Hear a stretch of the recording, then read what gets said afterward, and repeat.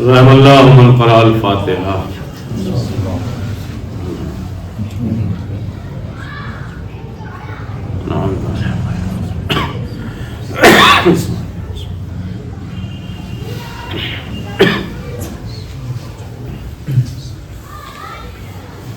لا حول ولا قوة إلا بالله العلي العظيم. أعوذ بالله من الشيطان اللعين الرجيم. بسم الله الرحمن الرحيم. الحمد لله رب العالمين. الصلاة والسلام على أشرف الأنبياء والمرسلين سيدنا ونبينا وشفيعنا وهادينا ومولانا أبي القاسم اللهم صل على محمد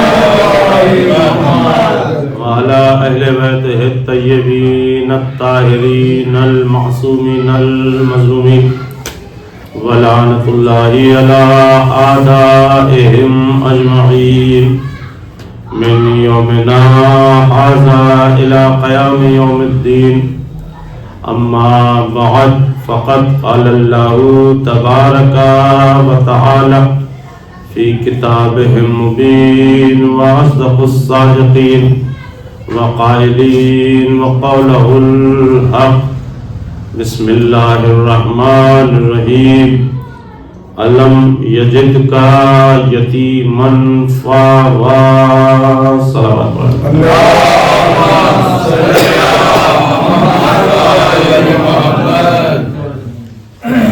عزیزان گرامی و برادران ایمانی، بزرگان ملت و شریکان مجالس بزم حسینی، ماتمداران امام مظلوم کربلا و آزاداران سرکار سید الشہداء، کرم ہے حضرات چہردہ معصومین علیہ السلام کا، اور خصوصی صدقہ ہے شہزادی عالمیان سلام اللہ علیہ کا،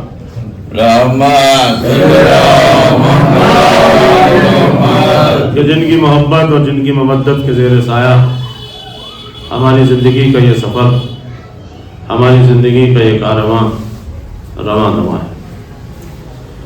آج کی یہ مجلس اپنے آپ میں دو نسبتیں رکھتی ہے. پہلی نسبت ہمارے ساتھ امام حضرت امام موسی قاضی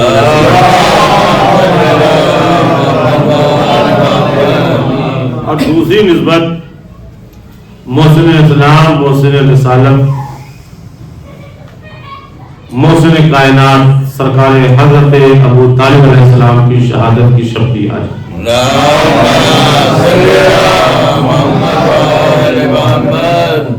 عزیزان گرامی، میں چاہتا ہی ہوں کہ اپنے اس مختصر سے وقت میں کچھ معروضات پیش کروں کہ جو دونوں عصمتوں کے لیے شایان شان ہوں. عزیزوں، پروردگار عالم نے، مالک حقیقی نے اس کائنات کو خلق کرنے سے پہلے ہادی اور رہبر کا انتظام کیا تاکہ اس دنیا میں آنے والا یہ انسان ایک لمحے کے لیے بھی میری بارگاہ میں یہ شکوہ نہ کر سکے پروردگار مجھے کوئی سمجھانے والا نہیں تھا، مجھے کوئی بتانے والا نہیں تھا، اس لیے میں گمراہ ہوں، اس لیے میں راستے سے ہٹا ہوا ہوں. پروردگار نے کہا میں کائنات کو ایسے خلق نہیں کروں گا، ہادی پہلے رکھوں گا. ایک صلوات پڑھیں مطلب آگے تشریف لائے بھائی، آگے آئیے. صلوات پڑھیں مطلب محمد.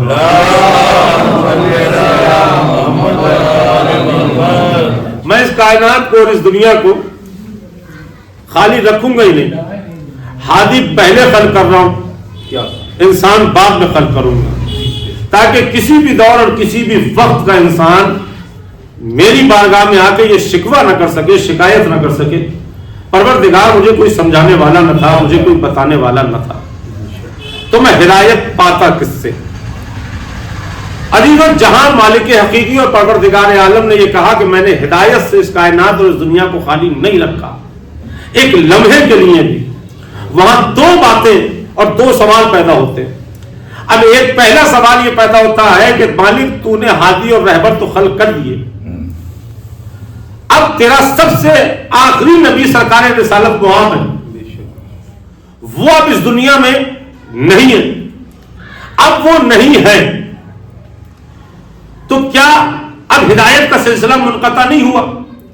ہم آج کے اس دور کے لوگ تیری بارگاہ میں شکوہ کر سکتے ہیں، ہمارے سامنے تو کوئی نبی ہے نہیں، ہمیں تو کوئی راستہ دکھانے والا انبیاء موجود نہیں ہے، وہ تو پردہ کر گئے۔ اب شاید یہاں پہ مالک حقیقی کا جواب یہ ہے، بھائی تم مجھ سے یہ سوال کر رہا مگر یہ بتا دے کہ یہ دنیا چل رہی ہے کہاں مالک چل رہی ہے؟ کہ اگر تجھے جواب لینا ہے تو پھر نماز پڑھتا، میں نے کہا مالک پڑھتا ہوں۔ کہ نماز میں سورہ الحمد پڑھتا، میں نے کہا بسم اللہ الرحمن الرحیم الحمدللہ رب العالمین، جملہ پہلا ہے نماز میں، کیا؟ تمام تعریفیں اس اللہ کے لیے کہ جو عالمین کا رب ہو۔ یہ تو قرآن میں کہہ دیا اللہ نے، تعریفیں اس اللہ کے لیے جو عالمین کا رب ہو۔ ہم یقین کیسے کریں کہ وہ عالمین کا رب ہے؟ یہ تو دعویٰ ہے، اس کی کوئی دلیل بھی تو پتہ کیسے چلے؟ بھائی لکھ دیا وہ عالمین کا رب ہے، اس کا پتہ بھی تو چلنا چاہیے کہ بھائی وہ عالمین کا رب ہے، اس پر کوئی دلیل بھی تو ہو جو ہم تسلیم کریں، جو ہم مانیں کہ اللہ عالمین کا رب ہے۔ مالک تو نے کہا میں عالمین کا رب، اس پر کوئی دلیل؟ کہا میں اس پر دلیل بنا کے بھیج رہا ہوں اپنے آخری نبی کو۔ بہت توجہ چاہتا ہوں، مالک اپنے آخری نبی کو دلیل بنا کے کیسے بھیج رہا؟ کہا میرا آخری نبی ہے رحمت للعالمین۔ بہت توجہ چاہتا ہوں، میرا آخری نبی ہے رحمت للعالمین۔ اب اگر تجھے میرے عالمین کے رب ہونے کا یقین کرنا ہو تو جب تک دنیا قائم رہے تو لوگوں سے پوچھتے رہنا رحمت نازل ہوتی ہے کہ نہیں ہوتی ہے، رحمت نازل ہوتی ہے کہ نہیں ہوتی ہے۔ تو آج تک ہم نے ہر مسلمان کی زبان سے یہی سنا اللہ کی رحمت ہے، اللہ کی رحمت ہے، اللہ کی رحمت ہے۔ تو ماننا پڑے گا جب تک اللہ کی رحمت ہے تب تک عالمین کا رب اللہ ہے۔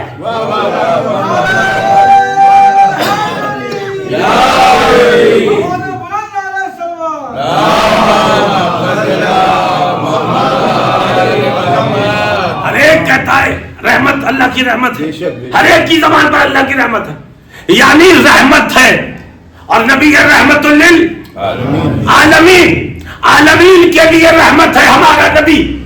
یعنی جب تک رحمتیں ہیں، جب تک نبی موجود ہے، ماننا پڑے گا وجود نبوت کو، ماننا پڑے گا ہادی کے وجود کو۔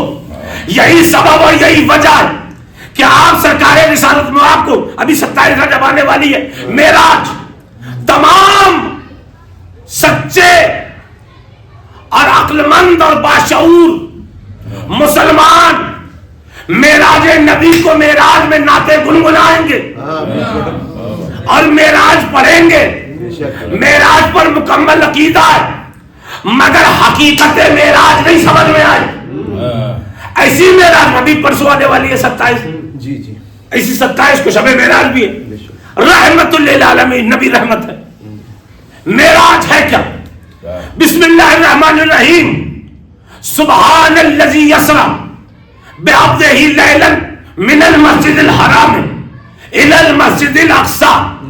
پاک و پاکیزہ ہے وہ ذات جو لے گئی اپنے بندے کو راتوں رات مسجد حرام سے مسجد اقصی تک۔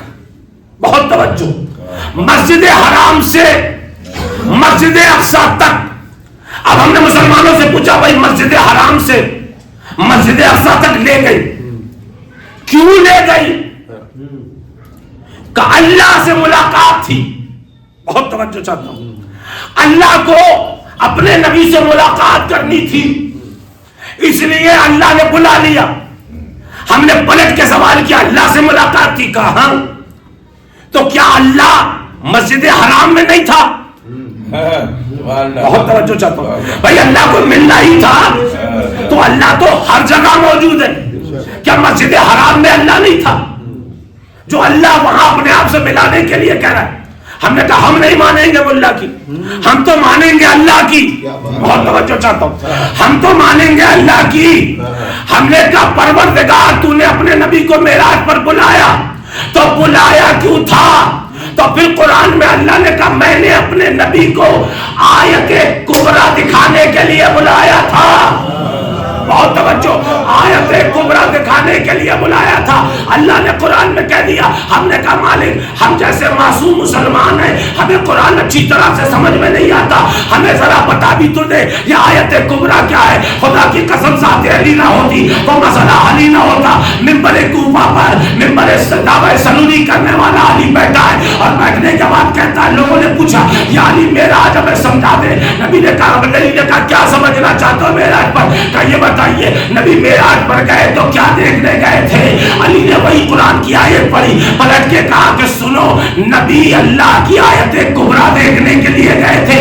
کہا وہ آیت کبریٰ کیا ہے؟ علی نے اپنے سینے کی طرف اشارہ کیا اور اشارہ کر کے کہا اللہ کی آیت کبریٰ میں علی ابن ابی طالب ہوں.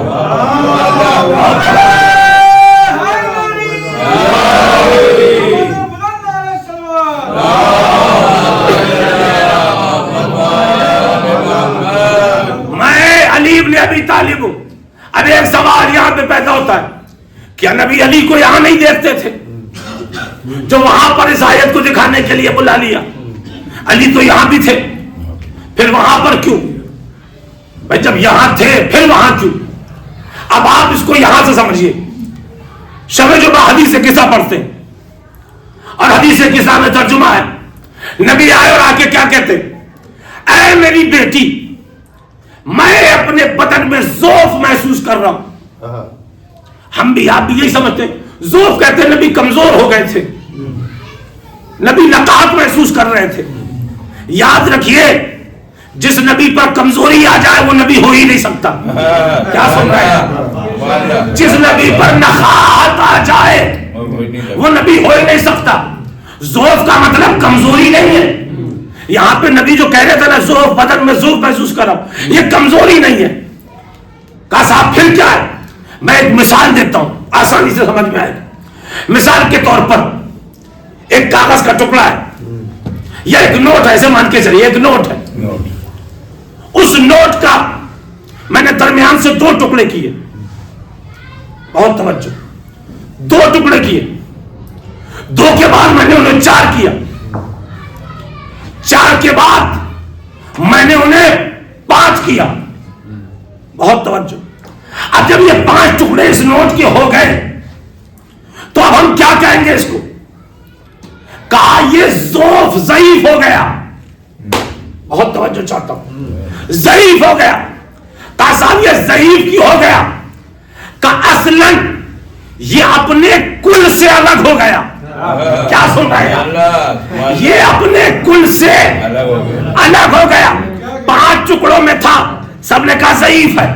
اب میں نے اسی نوٹ کو سلسلے سے جیسے تھا ویسے ہی اسے جوڑ دیا. بہت توجہ چاہتا ہوں, ویسے ہی اسے جوڑ دیا. اب جو جوڑا سب نے کہا یہی نوٹ ہے. بہت توجہ چاہتا ہوں, یہی نوٹ ہے. اب تک بکھرا ہوا تھا تو سب نے کہا صاحب یہ بکھر گیا, ضعیف ہو گیا ہے. تو ضعیف کا مطلب کمزور نہیں بلکہ اپنے کل سے یہ الگ ہو گیا تھا. اور نبی نے بھی اپنی بیٹی کے پاس آ کے کہا نا, اے بیٹی میں ضعف محسوس کر رہا ہوں. تو یہ ضعف وہ والا ضعف نہیں تھا, کمزوری والا ضعف نہیں تھا, بلکہ نبی کہہ رہے تھے بیٹی کل کو الگ ہوئے کافی وقت ہو گیا, آج جی چاہتا ہے سارے جز کل ہو جائے.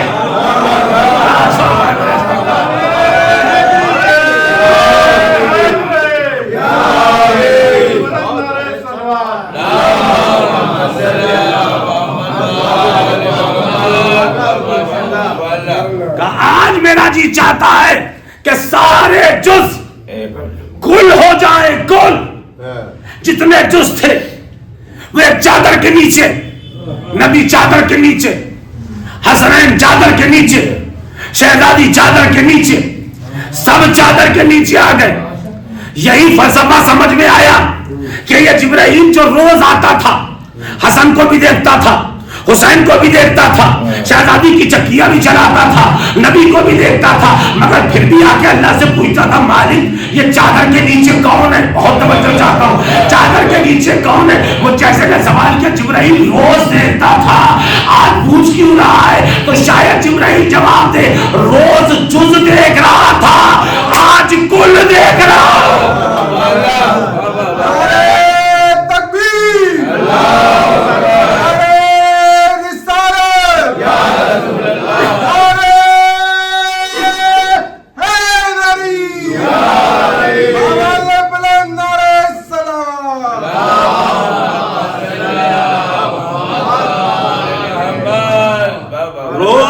دیکھ رہا تھا، آج کل دیکھ رہا ہوں. اس لیے روز دیکھنے والا جبرائیل بھی پہچان نہیں سکا آیت کبریٰ دیکھنے کے لیے نبی کا. اچھا نبی گئے نبی. تاریخ میں لکھا ہے کہ جب نبی معراج پر گئے تو کنڈی ہلتی رہی، بستر گرم رہا، پانی گرتا رہا. ہر تاریخ میں یہی لکھا. نبی گئے اور واپس آ گئے اور واپس آئے، مگر کنڈی ہلتی رہی، بستر گرم رہا، پانی گرتا رہا. نبی معراج پر گئے بھی اور آ بھی گئے. اب کیا سوال یہ ہے کہ معراج لمحوں کا سفر تھا جو نبی گئے اور آ گئے؟ لمحوں کا سفر نہیں تھا، معراج تھا بڑا طولانی سفر. جب آپ تاریخ معراج پڑھیے تو ایسا لگتا ہے کہ سالوں کا سفر تھا جو نبی نے طے کیا. بس سوال یہ ہے کہ سالوں کا سفر تھا، مہینوں کا مان لیں آپ، ایک دن کا مان لیجئے، سفر نبی نے معراج کا کیا. تو سوال یہ ہے کہ جب گئے نبی تو یہ کنڈی کیوں ہلتی رہی؟ یہ بستر کی گرمی ختم کیوں نہ ہوئی؟ یہ پانی جیسا گر رہا تھا یہ گرتا کیوں رہا؟ یہ سوال پیدا ہوتا ہے. بھائی فطری بات ہے، کنڈی کو رک جانا چاہیے تھا، بستر کو ٹھنڈا ہو جانا چاہیے تھا، پانی کو تھم جانا چاہیے تھا. نبی گئے تھے، چلے گئے تھے، مگر ہر تاریخ نے لکھا یہ ہوتا رہا. آخر یہ ہوتا کیوں رہا؟ اس کا کوئی ریزن، ایک سبب، وجہ تو ہوگا. میں آ رہا ہوں اپنی منزل کی طرف. کوئی ریزن، کوئی سبب، کوئی وجہ تو ہوگی نا. نبی گئے، کنڈی ہلتی رہی، پانی گرتا رہا، سب کچھ ہوتا رہا بستر میں. آخر نبی گئے بھی اور آ بھی گئے. کتنے وقت میں؟ ایک دن، 2 دن، 1 مہینہ، 2 مہینہ، 4 6 سال، جو بھی مہینہ گئے نبی معراج پر. ایک مثال دوں تو بات آسانی سے سمجھ میں آئے. اس لیے بات اگر آسانی سے بچوں تک پہنچ جائے تو بڑا مسئلہ حل ہو جاتا ہے. نبی گئے اور آئے. قرآن میں اللہ نے اپنے حبیب کو کہا میرے حبیب تو ہے اس کائنات کی روح. روح کیا ہے؟ روح وہ ہے کہ جس سے سارا وجود رکا ہوا ہے. ہم یہاں بیٹھے، روح ہے تو سب کچھ ہے. لوگ ہمارے قریب بیٹھے، روح نکلی پھر کچھ نہیں بچتا. لوگ فاصلہ کرنے لگتے، مر گیا، اب ایسا نجس ہو گیا، چھو لیا تو بھی غسل واجب ہو جائے گا. یعنی روح کے نکلتے ہی، بہت توجہ چاہتا ہوں، روح کے نکلتے ہی نجاست ایسی آ گئی کہ اگر اسے چھو لیا جائے تو پھر غسل مسح میت واجب. روح کو قرآن کی زبان میں کہتے ہیں امر. بہت توجہ چاہتا ہوں، روح کو قرآنی زبان میں کہتے ہیں اللہ کا امر. یعنی اگر امر نکل جائے تو چلتا پھرتا انسان ایسا نجس کہ اگر اسے چھو لے کوئی دوسرا شخص تو اس پر بھی غسل مسح میت واجب ہو جاتی ہے. یعنی اگر امر نکل جائے تو ایسا نجس کہ چھونے والے پر بھی غسل مسح میت واجب ہو. اب جن چلتے پھرتے لوگوں سے اولی الامر کی محبت نکل جائے.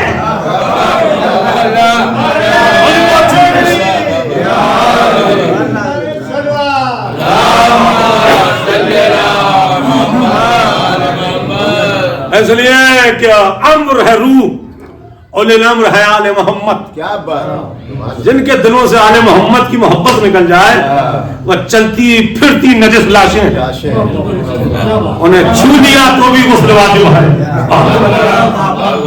جن کے دل میں آل محمد کی محبت نہیں, تو روح میرے حبیب تو ہے اس کائنات کی روح نکل جائے پھر کائنات میں بچتا کچھ نہیں. مثال کے طور پر ایک مثال ہے, یہ ڈلی ہے گھڑی, اس میں 9:25 ہوا. اس گھڑی کا سیل ابھی آپ یہاں نکالیے, یہ گھڑی وہیں رکے گی جہاں پر اب ہے. سیل لے کے چلے جائیے, 2 دن بعد آئیے, 1 سال بعد آئیے, سیل ڈالیے, گھڑی وہیں سے چلے گی جہاں رکی تھی. بھائی ہم نے ڈالا دن کے 12 بجے سیل, جب سیل ڈالا تو 12 بجے چلنا چاہیے, مگر یہ چل رہی ہے وہیں سے جہاں پر رکی تھی. ہم نے کہا وہاں سے کیوں نہیں رکی, وہاں سے کیوں نہیں چل رہی ہے, جو اب ٹائم ہو رہا پریزنٹ ٹائم ہے. کہا نہیں, اس کی روح نکالی گئی تھی 9:25 پر. اب جب وقت بھی اس کی روح ڈلے گی یہ وہیں سے زندگی پائے گی, یہ وہیں سے چلے گی. اب میں اس میں 1 دن کے بعد ڈالوں, 1 سال کے بعد ڈالوں, 1 مہینے کے بعد سیل ڈالوں, گھڑی وہیں سے چلے گی جہاں سے اس گھڑی کی روح سیل کو ڈالا گیا. اللہ نے کیا کہا میرے حبیب تو ہے اس کائنات کی روح. اب نبی معراج پر چلے گئے, 1 دن رہے, 2 دن رہے, 1 سال رہے, جب تک محمد واپس نہیں آئیں گے کائنات رکی رہے گی. جب محمد آ جائیں گے کائنات وہیں سے چلے گی.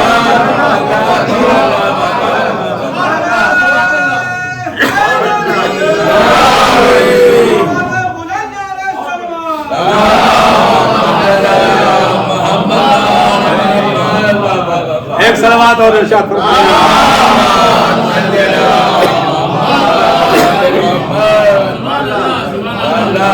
اب نبی جب بھی آئیں, 1 سال بعد آئیں, 2 سال بعد آئیں, جتنے دن بھی یاد آئیں گے کائنات وہیں سے چلے گی. اس لیے نبی گئے, کائنات کی روح نکل گئی. اب سوال یہ پیدا ہوتا ہے نبی تو اب ہے نہیں, پھر یہ کائنات چل کیسے رہی ہے؟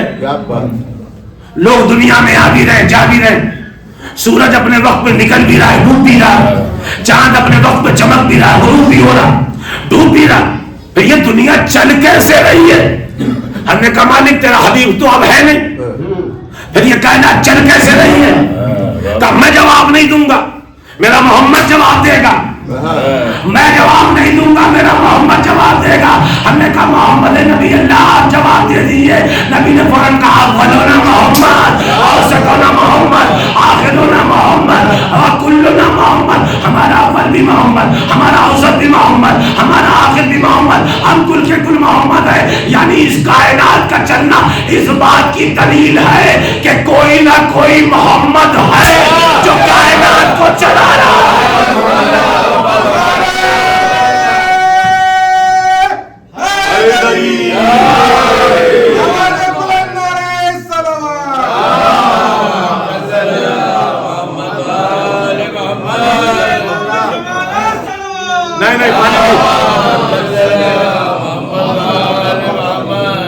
اس کا مطلب کائنات کا چلنا اس بات کی دلیل ہے کہ کوئی نہ کوئی محمد ہے جو اس کائنات کو چلا رہا ہے. یہ دنیا چل رہی ہے تو کوئی نہ کوئی محمد موجود ہے, اور ہمارا وقت کا امام پردے میں ہے. ہم یہی تو کہتے ہیں کائنات کا چلنا اس بات کی دلیل ہے کہ اللہ کا کوئی نہ کوئی ہادی ہے. کہ صاحب ہم نہیں مانیں گے. ہم نے پلٹ کے پوچھا شیطان ہے؟ شیطان ہے؟ انہوں نے کہا ہاں بالکل شیطان ہے. ہم نے کہا بڑا تعجب ہے, اللہ کی قدرت پر انگلی اٹھ جائے گی کہ اللہ بہکانے والے کو تو زندہ چھوڑ دے, سمجھانے والے کو آئے. صلوات پڑھے نا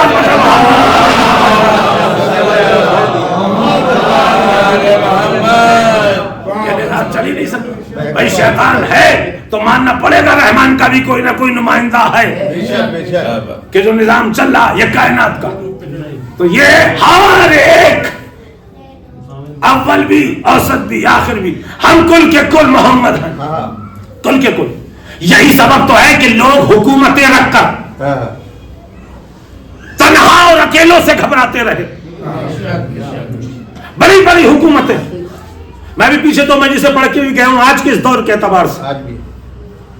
آپ دیکھیں نا دنیا کی بڑی بڑی طاقتیں سپر پاور کہا جا رہا، سپر پاور. کیا بات ہے. آپ دیکھیں ایران کا وجود ہی کیا ہے، چھوٹا سا ملک ہے، کیا بات. چھوٹا سا ملک. ہمارا یہ چھوٹا سا ملک ہے، کیا بات. آپ اپنی پوری پاور اس پر استعمال کر رہے ہیں. چھوٹا سا ملک، بڑی بڑی سپر پاوریں اپنی طاقت اس چھوٹے سے ملک پر استعمال کر رہی ہیں.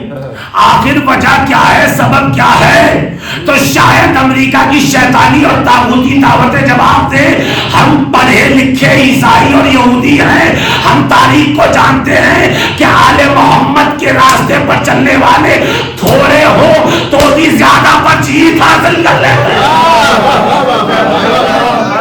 تھوڑے بھی ہو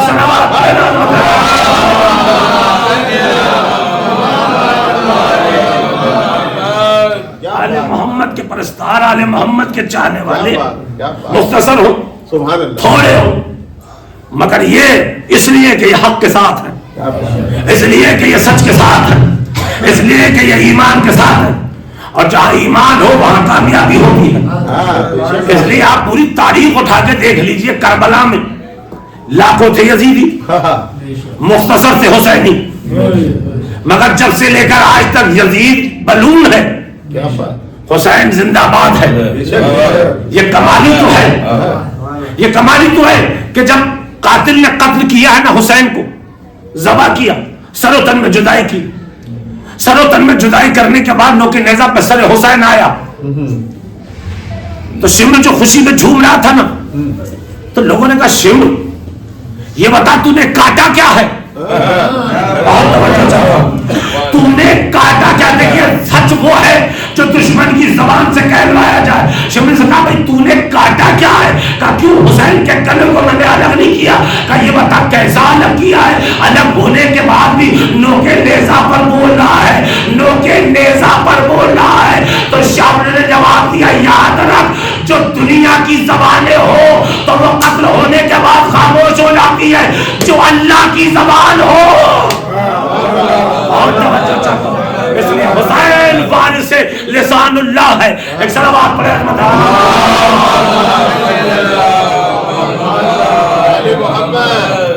حسین وارث لسان اللہ. تو اکثریت جب بھی طاغوتی طاقتیں بڑے ہی اکثریت میں رہیں مگر حق مختصر رہا ہو، مگر ہمیشہ سر چڑھ کے بولا. مولا موسیٰ کاظم علیہ السلام ایک صلوات پڑھ لو.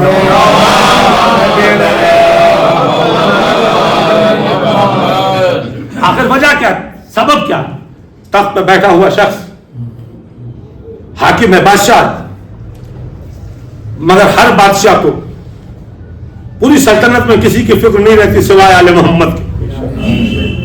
ان کی ایکٹیویٹیز پر نظر رہتی ہے کہ یہ کیا کر رہے ہیں، یہ کیا کر رہے ہیں. یہ ملعون ہارون وہ تھا کہ جسے امام کے ایک چاہنے والے نے دنیا ہی میں جہنم دکھا دی تھی.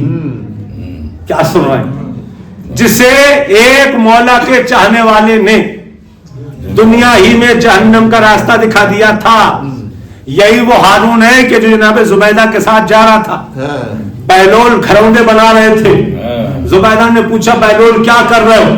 کہ جنت میں گھر بنا رہا ہوں. بہت توجہ چاہتا ہوں، جنت میں گھر بنا رہا ہوں. زبیدہ نے پوچھا تھا بیچو گے؟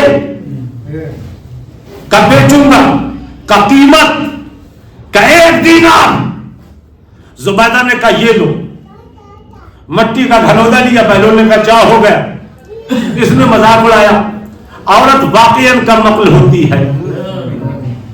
تم نے دکھا دیا نا کہ تم نہ سمجھ ہو، تم ناقص العقل ہو.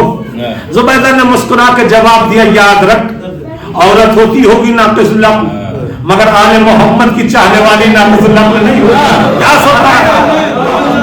ہوتی ہوگی عورت کا ناقص العقل مگر آل محمد کے در پہ اپنی پیشانی کو خم کرنے والی عورت کبھی بھی ناقص العقل نہیں ہوتی، وہ بڑی عقل مند ہوتی ہے۔ کہا صاحب کیسی عقل مند ہوتی ہے عورت؟ کہا اگر اسے سمجھنا ہے تو یہاں سے دیکھو کہ اگر آل محمد کی محبت کرنے والی عورت اپنی آغوش میں ایک بچے کو پروان چڑھاتی ہے تو علی کا متوالا بناتی ہے، حسین کا ماتمدار بناتی ہے، لیکن اگر کوئی ناقص العقل کی آغوش میں بچہ بنتا ہے تو کوئی یزید بنتا ہے، کوئی معاویہ بنتا ہے۔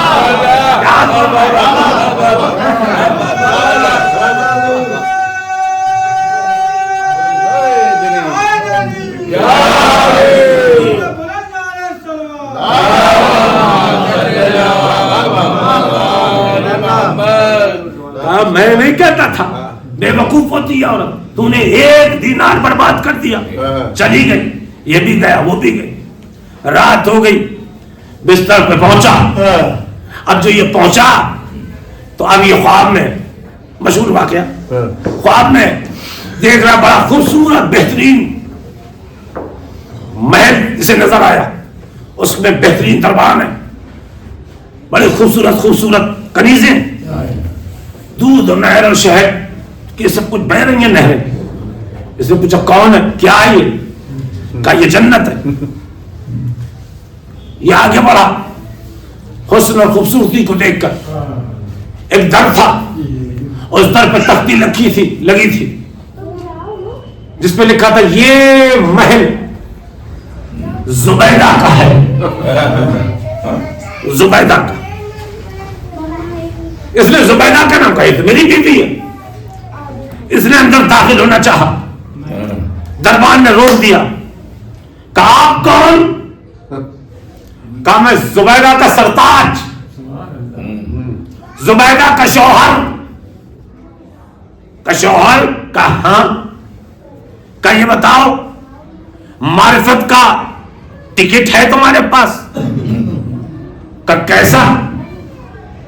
کہا یہ جو محل زبیدہ کو ملا یہ آل محمد کی معرفت میں ملا ہے، بہت توجہ چاہتا ہوں، معرفت میں ملا ہے، تمہارے پاس بھی ٹکٹ ہے؟ کہا ماں ہے تو میری بیوی کا ہی۔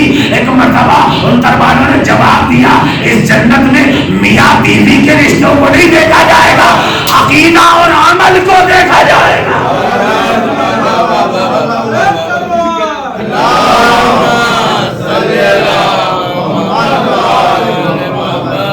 میاں بیوی کے رشتوں کو نہیں، عقیدے اور عمل کو دیکھا جائے گا، عقیدہ اور عمل کو دیکھا جائے گا۔ اب یہ پریشان ہو گیا، باہر کر دیا گیا، اس کی آنکھ کھلی، صبح اٹھا، زبیدہ کا شانہ لے، اٹھو جلدی اٹھو، چلو میرے ساتھ، چل لیے۔ بہلول پھر بیٹھے تھے، اب زبیدہ نے نہیں پوچھا، اب یہ پوچھتا بہلول کیا بیچ رہا ہو؟ کہ جنت۔ بیچو گے؟ کہ بیچوں گا۔ قیمت؟ کہ تیری پوری حکومت۔ تیری پوری حکومت۔ کہ بہلول کیا بات کر رہا ہے؟ کل ایک دینار میں دے دی، آج پوری حکومت مانگ رہا ہے۔ بہلول کا جواب سنیے گا، زبیدہ غیب پہ ایمان رکھتی تھی، تو دیکھ کر ایمان لایا۔ صلوات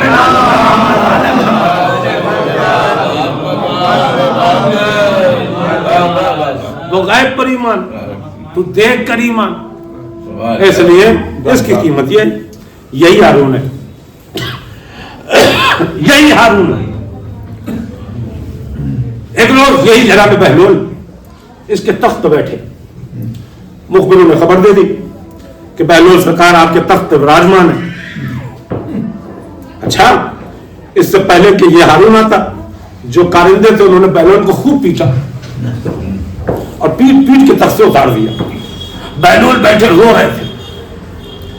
ہارون نے پوچھا بھائی رو کیوں رہا؟ تیرے رونے کا سبب کیا، وجہ کیا؟ کیا تجھے مار پڑی اس لیے رو رہا؟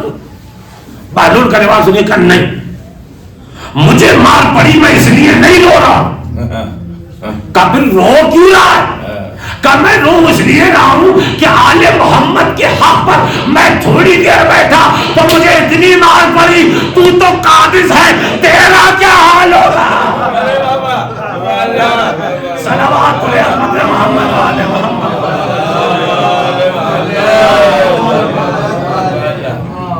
میں تو تھوڑی ادھر بیٹھا ہوں تو مجھے اتنی مار پڑی اور تو قابض ہے اس تخت پر, تیرا کیا حال ہوگا, میں تیری قسمت کو دیکھ کر تجھ پر کتنے پڑیں گے. یہی ہے سرکار امام موسی کاظم سلام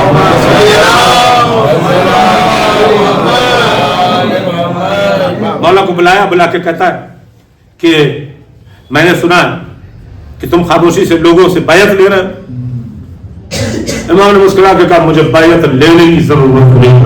بے شک بے شک, مجھے کسی سے بیعت لینے کی ضرورت نہیں, اس لیے کہ جس کے خمیر میں طہارت گونتی جا چکی ہے اس کے آگے یا اس سے مجھے بیعت لینے کی ضرورت نہیں, وہ تو خود میرے پاس صلاح ہے.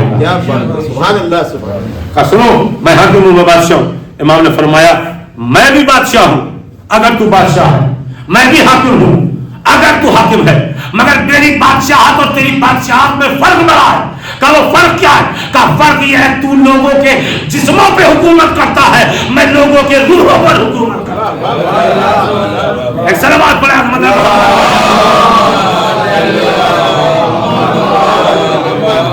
پھر اس کے بعد یہ منون ہارون کہتا ہے ایک شرف میں ہم برابر ہیں. کہ وہ کون سا شرف ہے جس میں ہم اور تو برابر ہیں؟ اس نے کہا میں بھی آل رسول ہوں, تم بھی آل رسول ہو. اب جیسے یہ جملہ کہنا تو سنیے مولا نے جواب کیا دیا, ارے اس میں فخر نہ کر, تجھ میں اور مجھ میں بڑا فرق ہے. کہا وہ کیا فرق ہے؟ کہا تو جب روز محشر نبی کو پکارے گا تو ام کہہ کر پکارے گا, میں جب روز محشر میں نبی کو پکاروں گا تو اپنا باپ کہہ کر پکاروں گا. سلامات پڑھے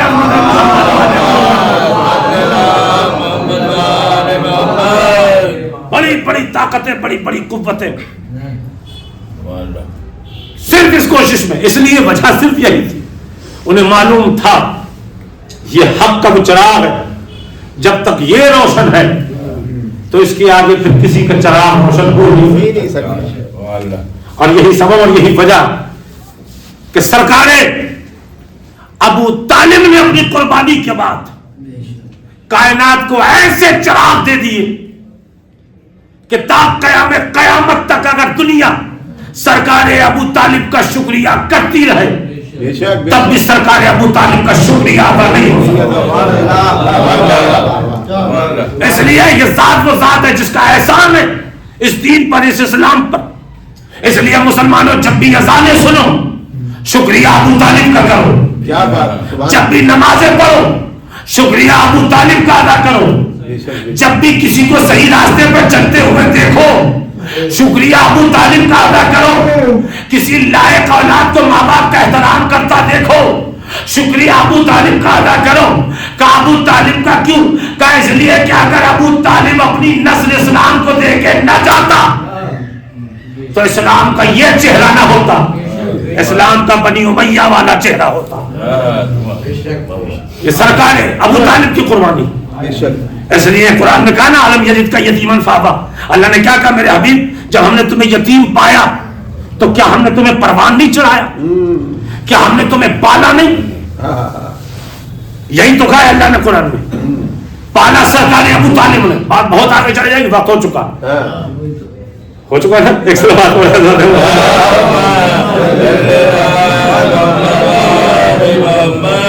پالنے والے ابو طالب ہیں.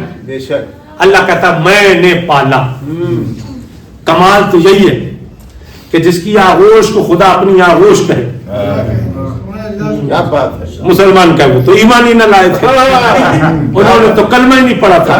اور میں اکثر ایک بات پڑھتا ہوں, اگر ابو طالب نے کلمہ نہیں پڑھا تو پھر کائنات میں کسی نے کلمہ پڑھا ہی نہیں. اگر ابو طالب کے کلمے کے اوپر شک کیا جائے نا تو پھر کسی کا کلمہ ہے ہی نہیں.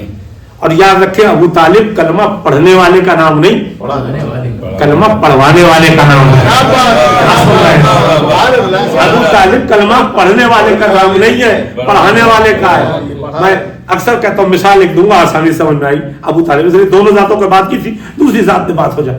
جناب ابو طالب مثال کے طور پر ہمارے یہاں نکاح ہوتا ہے. جو نکاح ہوتا ہے تو نکاح میں طریقہ کیا ہوتا ہے؟ نکاح میں طریقہ یہ ہوتا ہے کہ لڑکا دلہن میاں بیٹھے ہوتے مسند پہ, مولوی صاحب آتے اور آ کے کہتے بیٹا نکاح ہو رہا ہے, کجی حضور کلمہ یاد ہے؟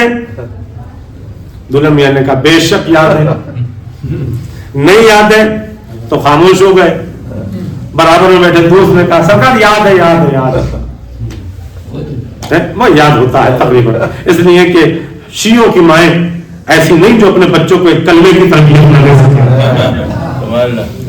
کلمہ سب کو یاد ہوتا ہے. کہ یاد ہے؟ مولانا کا بیٹے یاد ہے تو پھر نکاح سے پہلے سنا بھی دے, سنا بھی دے. دلہا میاں نے کہا بسم اللہ الرحمن الرحیم لا الہ الا اللہ محمد رسول اللہ علی ولی اللہ. بھائی ہم اس لیے نہیں سنتے بھائی جس کے پڑھا رہے ہیں اسے جانتے ہیں. مدثر کا پڑھا تھا معلوم ہے بھیا میں پڑھا رہا ہوں میرے سامنے پڑھا ہوا تو کلمہ سے یاد ہوگا. میں نے اس سے نہیں پوچھا, مجھے معلوم تھا کہ یہ کلمے میں پیدا ہوا ہے اور کلمہ جانتا ہے. بھائی جس کے بھی نکاح مثال کے طور پر جانتے ہیں, لیکن مولوی آتا پوچھتا بیٹا سنا دے کلمہ, کلمہ سنا ہے لا الہ الا اللہ محمد رسول اللہ, پورا کلمہ سنا. ماشاءاللہ ٹھیک ہے. یعنی نکاح سے پہلے کلمہ سنا جائے گا. مولوی صاحب پہلے کلمہ سنیں گے پھر نکاح پڑھائیں گے. میں سرکار یہ بتائیے عبداللہ کے یتیم کی شادی ہے, دلہن کا نام خدیجہ, بارات لے کے چلے ابو طالب, خدیجہ کے صحن میں بارات پہنچ گئی, اسٹیج سجا دیا گیا, دولہا بیٹھ گیا, آواز آئی بھائی مولوی صاحب آ جائیں نکاح پڑھائیں. سرکار ابو طالب نکاح خواہ بن کے آئے. بھائی ہم جیسا چھوٹا سا مولوی بغیر کلمہ سنے نکاح نہیں پڑھاتا. ابو طالب کا بھی بڑا کمال رہا ہوگا, آ کے محمد کے سر پہ ہاتھ رکھا ہوگا, محمد بیٹے ذرا کلمہ تو سنا دے, بیٹے ذرا کلمہ تو سنا دے. اب محمد نے کلمہ پڑھنا شروع کیا, لا الہ الا اللہ واشہد انی محمد الرسول اللہ. صلوات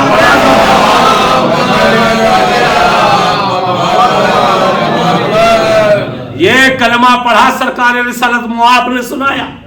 میں گواہی دیتا ہوں اللہ ایک ہے, واشہد انی محمد رسول اللہ, اور میں گواہی دیتا ہوں کہ میں محمد اللہ کا رسول ہوں. ایک صلوات پڑھیں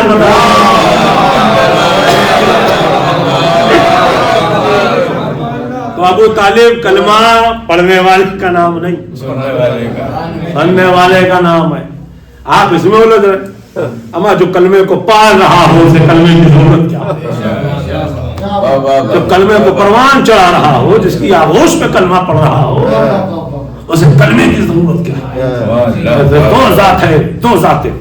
اور سرکار ابو طالب کی عظمت و منزلت کو سرکار رسالت معاپ نے جگہ جگہ بتایا اور سمجھایا ہے. ایک مقام تفسیر میں نہیں جاؤں گا, صرف نقطہ سن لیجیے گا, چاہے جیسے سنیے گا.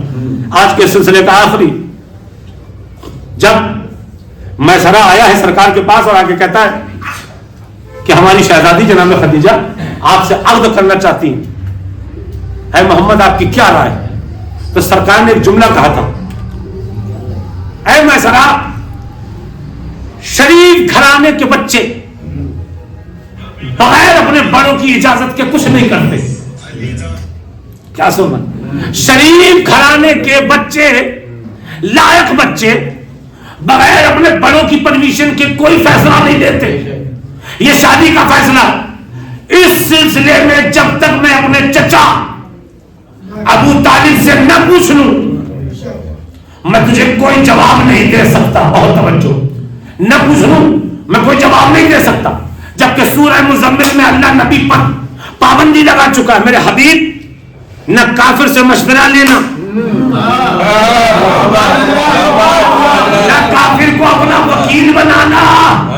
نبی کیا کہہ رہے ہیں؟ میں ذرا پہلے میں اپنے چچا سے مشورہ لوں.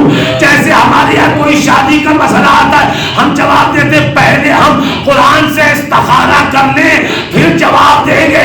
تو جملہ سنتے جائیے گا, جب شادی کا مسئلہ آ جائے تو ہمارے استخارے کا نام قرآن ہے, محمد کے استخارے کا نام ابو طالب.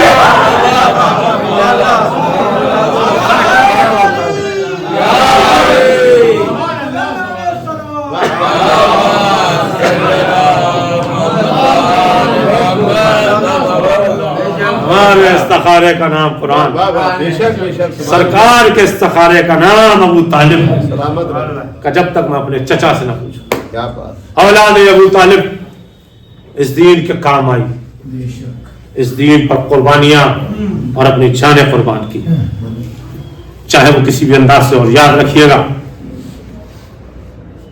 کہ جتنے مظالم آل محمد نے سہے شاید دنیا میں کسی نے نہ سہے.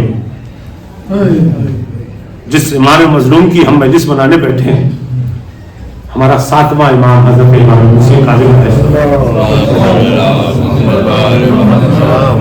تاریخ میں یہ لکھا ہے کہ یہ وہ مظلوم امام تھا کہ جس کے لیے آخری امام نے اس انداز سے سلام پیش کیا ہے: سلام ہو میرے اس جد پر کہ جسے زندان کے اندھیرے بھاگ گئے.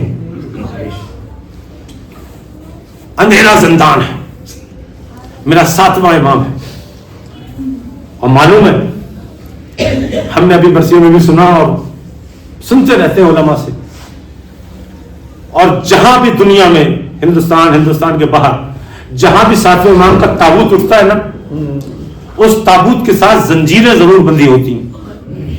ہر تابوت کے ساتھ جہاں بھی 7ویں امام کا تابوت اٹھے گا زنجیریں ضرور بندھی ہوتی ہیں. کبھی سوچا کہ یہ زنجیریں اس تابوت کے ساتھ کیوں بندھی ہیں؟ وجہ کیا؟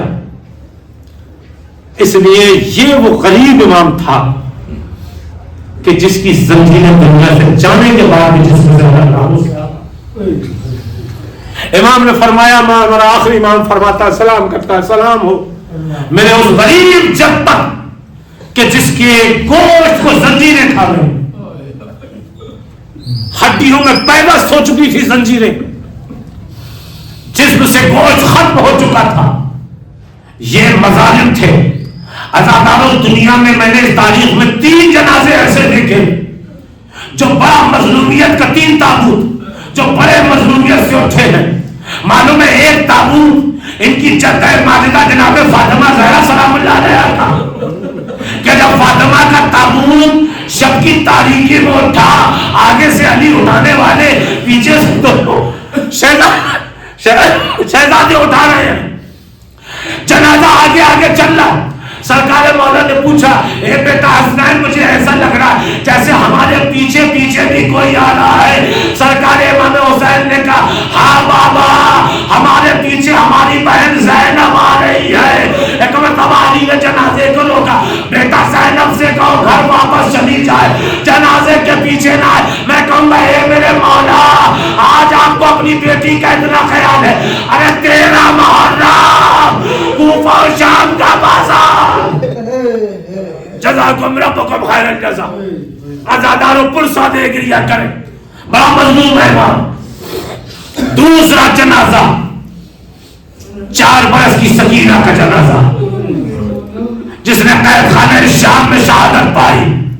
عزاداروں، یہ بچی بھی اپنے بھائی کے ہاتھوں میں ہتھکڑیاں، پاؤں میں بیڑیاں دیکھتے دیکھتے دنیا سے چلی گئی. اور غریب بھائی نے اپنے بھائی کے بہن کے لاشے کو انہی زنجیر کی حالت میں اٹھایا اور اٹھا کے قبر کے قریب آ کے کہا، بابا اپنی سکینہ کو لے جائیے. عزاداروں، اور یہ میرے مولا امام موسی کاظم غریب کا لاشا اور تابوت، امام نے شہادت پائی. روایت میں یہ ملتا ہے کہ مزدور امام کے لاشے کو اٹھا کے لے جا رہے ہیں. میں نے تاریخ میں پڑھا 18 بیٹے تھے امام کے، مگر کمال یہ ہے اتنے بیٹے ہونے کے بعد بھی غریب کا لاشا مزدور اٹھا رہے تھے. حالات اس وقت کے اس طریقے سے تھے. اسی میں سے ہمارے 8ویں امام امام علی رضا علیہ السلام بھی تھے. عزاداروں، جب امام کے لاشے کو لے کر یہ مزدور چلے اور بغداد کے پل پر پہنچے، بغداد کے پل پر، تو ایک مزدور آواز لگا کر، شیعوں، تمہارا امام شہید کر دیا گیا، تمہارا امام شہید ہو گیا. جب کچھ شیعہ آئے اور آنے کے بعد کہا، ہمارا امام شہید ہو گیا.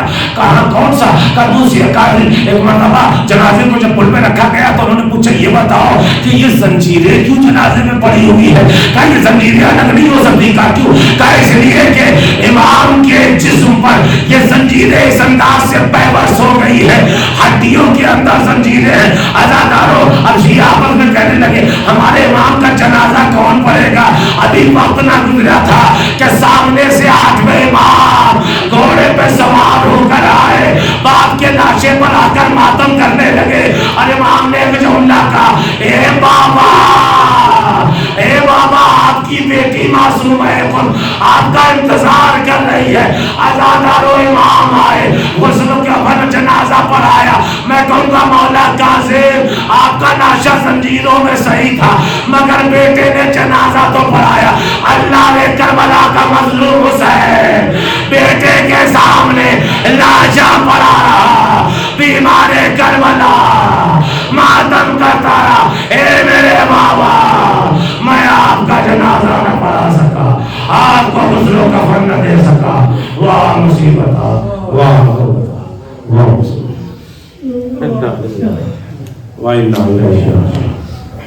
حضرت آخر میں اور رسول اخلاص کی تلاوت فرما کر مرحوم مغفور اہل حسن ابن رزق